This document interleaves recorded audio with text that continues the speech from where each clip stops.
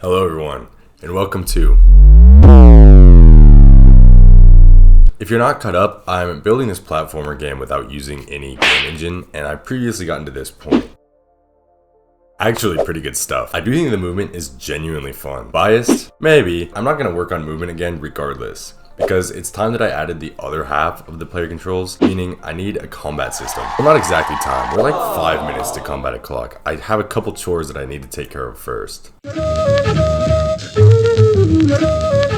First thing that's been bothering me, because I'm the only one who can play the game right now, is that the game window is pretty big, but it's not actually full screen. So I'm gonna go ahead and make it full screen. While we're messing with the game window, I might as well add a custom name and icon as well. Yeah, so the game is called Bruce.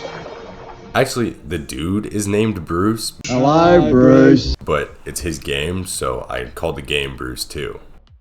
Am I the most creative person on Earth? I actually came up with this name back when I first started making character art and never told you guys. There's actually a whole bunch of things that I haven't told you guys because I would rather just show you as I go along. But I do have a vision, trust. The thing about making the game full screen is it does involve removing that header that has the exit button on it. So now, once I run the game, I'm permanently stuck in full screen. So if you guys could just hang tight while I buy a new computer, that would be great because this one is stuck forever. I'm joking. You guys think I can afford another computer? I'll be using this one that I found in a dumpster. Oh yeah, this is sick, man. I made the escape key exit the game. Right then, with that game window business out of the way, I can actually start working on some features. Hold on a second. Is somebody playing music? You guys hear that? Hold on, where's my color going? Oh, come on, dude. I haven't even done anything yet. You're too early. Justice! What the f*** am I looking at? We've clearly got some sort of alignment issue here. I've reviewed the clues and I think this is an open and shut case. These 1 pixel gaps have gotta be caused by a rounding error. Objects are always rounding down when I'm converting them from world position to pixel position. I'll have it so they round to the nearest pixel instead. As expected, the sprites are once again lined up correctly. A job well done. I just have one thing to say. What the f*** am I looking at? This one actually throws an error, so I don't even need to find the clues. It looks like we're trying to draw sprites before they've been initialized. I'll change that so we just don't try to draw sprites until they're initialized. It's really just that simple. Thanks, Bug Detective.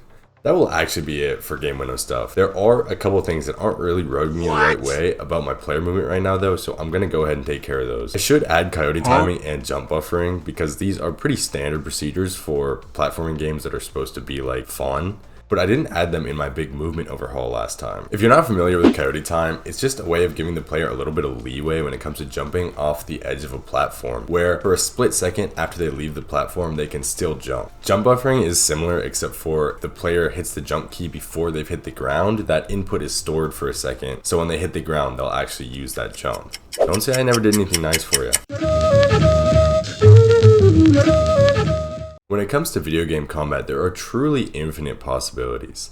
Vast capacity to harness every fleeting concept, skipping across the vibrant landscape of one's own imagination, to create an expressive interaction between the player and the virtual world. Like, what if the player could punch their enemy? I'm talking a punch, a kick, another punch, another kick, maybe a headbutt if you're really out of your fucking...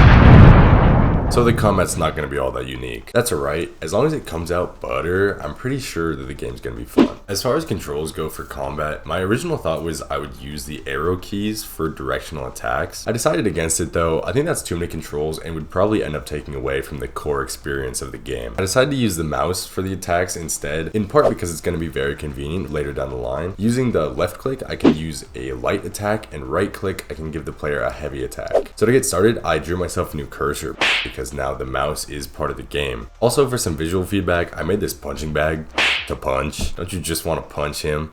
That smug little face. What are you smiling for, huh? I'm not going to write a new class for attacks, even though I probably should because they're going to act pretty similar, but I already wrote everything and I don't want to rewrite it. If it ain't broke, don't fix it, right? Now's the part where I'm going to get a little bit technical about how I implement the attack system, so let's everybody just get comfortable for a sec. There are a few parts to an attack. Most importantly, the attack area itself, which is going to be a non-physical hitbox, like the probes I've been using for some of the other abilities. And that hitbox will check for collisions during a specified time frame. That time frame is determined by two timers. The first one which delays the damage phase, and the second one which determines how long that damage phase should last, so that I can make sure I line up dealing damage with the actual attack animation. Obviously it's good for gameplay to have attacks last for more than one frame, since the attack animations last for more than one frame, but I do think it's worth noting this causes an issue where multiple attacks can be registered on one object from a single attack. Originally I dealt with this by just ending the attack duration every time a collision was detected, but for a couple of reasons I'm not happy with that solution. So instead I decided to go with keeping a list of every object that's been hit by an attack, and then every collision I just check it against that list. As for how I'm actually applying attacks, I made an abstract get hit method in the game object class, so then every collision I detect I can just call the get hit method and that object can handle the attack on its own. Another major aspect of every attack besides the actual damage output itself is knockback, which means every attack comes with a specified weight and directional ratio. Now knockback is applied to the object receiving the attack on the frame that it receives the attack, but I actually applied knockback to the user of an attack into three different categories. First of all, an impulse at the beginning of an attack, second, an impulse at the end of an attack, or third, a constant rate of motion throughout the entire attack. I split this into three different types of movement because I want absolute control over how my player is moving throughout an attack. Last thing about the attack system, there's also an attack timer which gets set every time an attack is used, and the next attack can't be used until that timer reaches 0. With that entire attack system implemented, I'm at the point where I actually need to make all of those different types of attacks that I wanted, starting with animations. Okay, don't look too closely at any frame in particular. I was having a rough go with the art this time around. Things look mostly fine at full speed in the game though.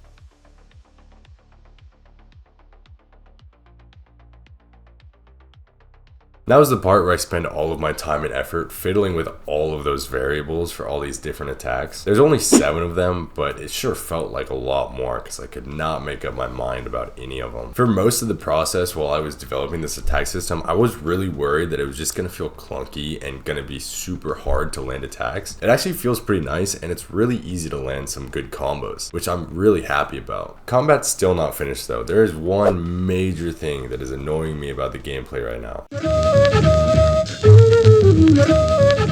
I suppose I should start by letting you know that now that I've added a character besides the player to the game, I also went ahead and made a new character class, which sits between game object and player, or in this case punching bag, in the class hierarchy. I've done this so that I can move all of my universal movement, collision detection, attacking, or any other logic that I want to be available for every character in the game to this class, and then when I make a class that extends it, all of that will just be readily available. This was also nice because I got the chance to clean out so much code from my gigantic player class. Now I've gotten it down to a compact 1100 lines. What? Exactly the size any good developer is shooting for. Anyway, the problem I have is that characters use a physical hitbox, which is necessary for colliding with the floor and all that good stuff. But the issue comes in when they collide with another character, because hitting a character is quite literally the same as running into a brick wall. Not only is this pretty for game feel, but it also caused another issue with my collision detection system. What you say? That you only meant well.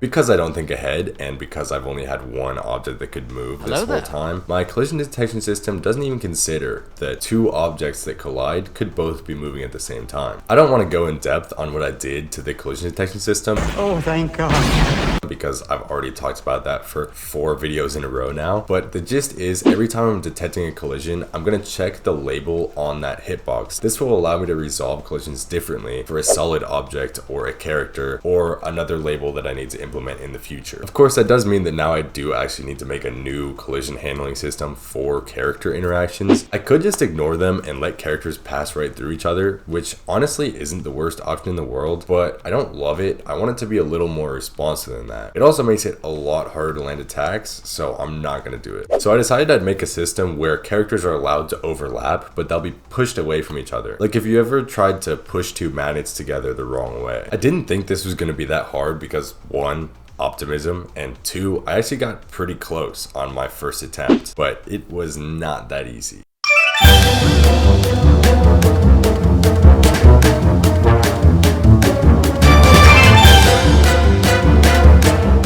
This is a monstrosity.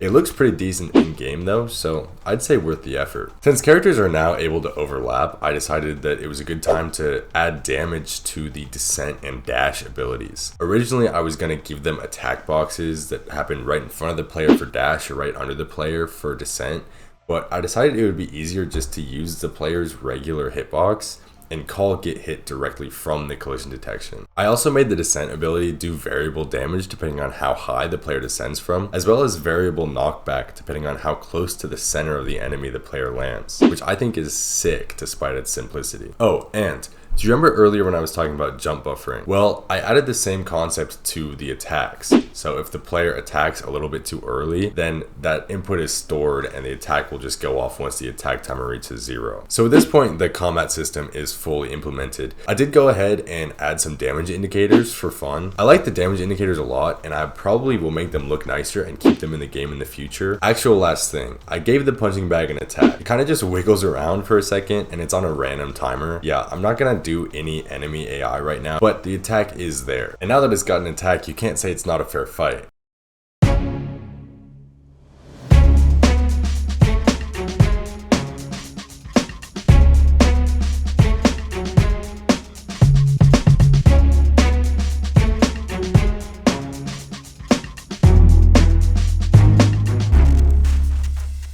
That'll do it for the base combat system. But before I'm done here, I do want to acknowledge that after the last video, we've hit almost 300 subscribers, and I'm super appreciative for every single one of you. So I'm going to throw a subscriber dance party.